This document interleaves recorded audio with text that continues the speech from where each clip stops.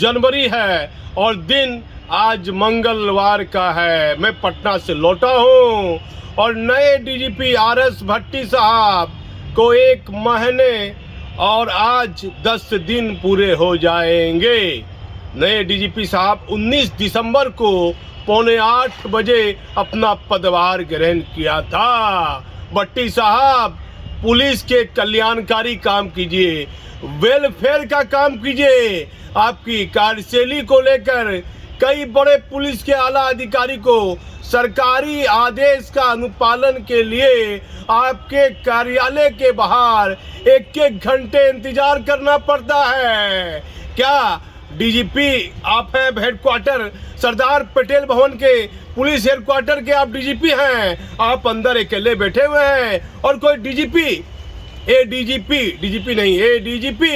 सरकारी काम, विशेष परिस्थिति में सरकारी काम, इमरजेंसी कार्य के लिए आपका इंतजार कर रहा है। डीजीपी साहब को मैंने इतना समय दिया था, इतना समय होगा तो डीजीपी साहब बुलाएंगे।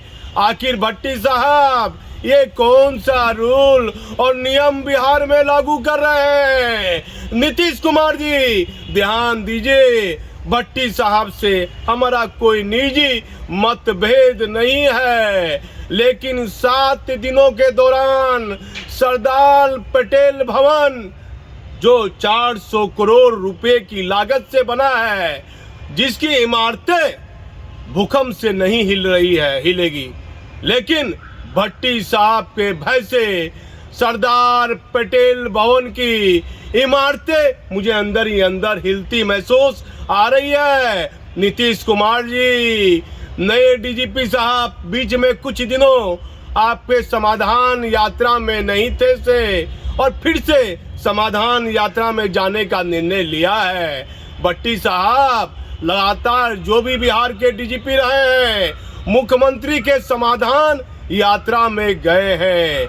अब बड़ी खबर आ रही है, कुछ बड़े बड़े पुलिसकर्मी सिपाही मुझे बताते हैं कि पुरानी पेंशन योजना सरकारी कर्मी को नहीं मिल रही है। कम से कम पुलिसकर्मी, मैंने देखा ठंड के मौसम में भागलपुर का स्टेशन चौक हो या पटना के गांधी मैदान का चौराहा हो, आपका सिपाही ठंड के मौसम में रात में मुझे ड्यूटी करते दिखता है। तो भट्टी साहब, एनपीएस को हटाइए। ये एनपीएस क्या?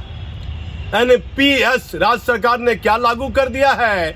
इस एनपीएस को हटाइए और 2004 में पहले पुरानी जो पेंशन योजना थी, जैसे राजस्थान में बताया जाता है, राज्य सरकार और झारखंड राज्य सरकार ने सरकारी कर्मियों के लिए पुरानी पेंशन योजना लागू कर दी है। तो इसका फायदा बिहार के पुलिसकर्मी सहित अन्य लोगों को मिलेगा। अब बड़ी खबर आ रही है। पहले पुलिस हेडक्वार्टर की एक प्रेस विज्ञप्ति में बता देता हूं। और भागलपुर में 2 बड़े हत्या के मामले का उद्भेदन पुलिस ने किया पहले ही, और जिनमें नामजद अभियुक्त जो फरार चल रहे थे, उसमें पुलिस ने गिरफ्तारी करने में बड़ी सफलता प्राप्त की है। पुलिस जहां गलती करती है, जहां मुझे लगता है कि पुलिस की कार्यशैली पर सवाल उठाना चाहिए, हम सवाल उठाते हैं, लेकिन भागलपुर पुलिस ने बेहतर काम किया है। 2 बड़े हत्या के मामले में फरार चल रहे अभियुक्तों की गिरफ्तारी की है और एक मधेपुरा के मुरलीगंज लूट के कोई मामले का बड़ा उद्भेदन हुआ है। 1 लाख कुछ रुपए की राशि भी बरामद हुई है। मैं आपको इसको पढ़कर बताता हूँ। ये कहीं ना कहीं बिहार पुलिस के लिए बेहतर काम भी देखा जा रहा है। अब देखिए कि जैसे कि मैं सबसे पहले पुलिस हेडक्वार्टर वाला मैं आपको बता देता हूँ। पुलिस हेडक्वार्टर ने दिया है मधेपुरा जिला के मुरलीगंज थाना क्षेत्र में कोई बीए शाखा प्रबंधक से लूट की घटना हुई थी। उसमें एक टीम का गठन किया था। उसमें 2 मोटरसाइकिल सवार ने रोका था और एक व्यक्ति को पकड़ा गया। पूछने जाने के बाद उसने बताया उसका नाम मनोज शाह है, पिता का नाम ब्रज बिहारी शाह है और वह जय नगरी वार्ड नंबर 11 जिला पूर्णिया का बताया। जिसकी तलाशी ली तो उसके पास से एक देसी कट्टा 3 जिंदा कारतूस बरामद हुआ। मनोज शाह के बयान के आधार पर मोहम्मद आरिफ नामक अपराधकर्मी को गिरफ्तार किया गया, जिसके पास से फाइनेंस कंपनी के लूटी गई 1,21,165 रुपये की राशि बरामद हुई। मनोज शाह के पास से जब्त आगन शस्त्र के संबंध में मुरलीगंज थाना में कांड संख्या 38/23 दर्ज हो गया है। ये मामला मधेपुरा जिला का था। मधेपुरा पुलिस ने अच्छा काम किया, लूट के मामले में राशि भी बरामद की और अपराध कर्मी को भी गिरफ्तार किया। अब आ जाइए भागलपुर का मामला मैं बता देता हूं आपको। भागलपुर में सुल्तानगंज थाना क्षेत्र में आप देखिए बगीचे के पास महेश चौधरी और अज्ञात अपराध कर्मी ने गोली मारकर हत्या कर दी थी। और इस मामले में 54/23 सुल्तानगंज थाना में 27/1/2023 को 302/120 के तहत मामला 27 था।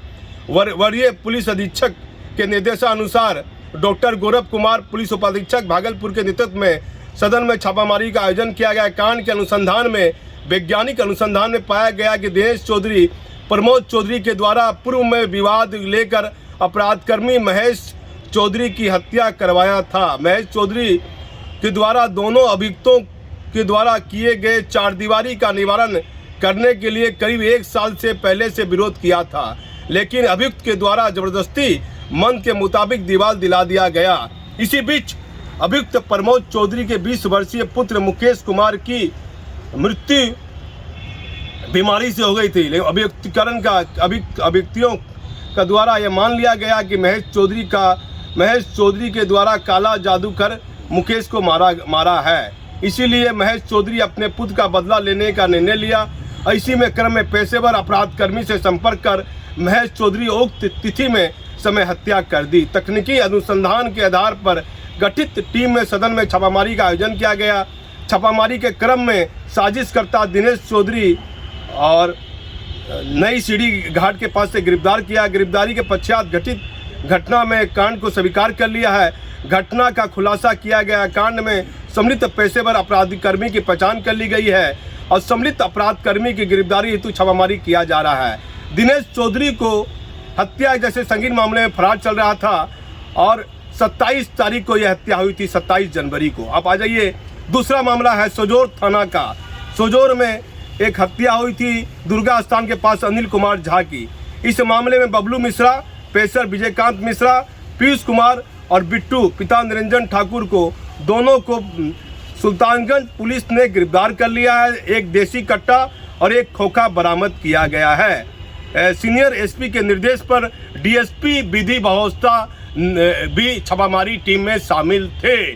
भागलपुर पुलिस ने 2 हत्या के बड़े मामले में जो ये जनवरी महीने में हत्या हुई थी, इस मामले में हत्या के मुख्य आरोपी को जो फरार चल रहे थे उनकी गिरफ्तारी की है। उनके पास से हथियार और कारतूस भी बरामद की है।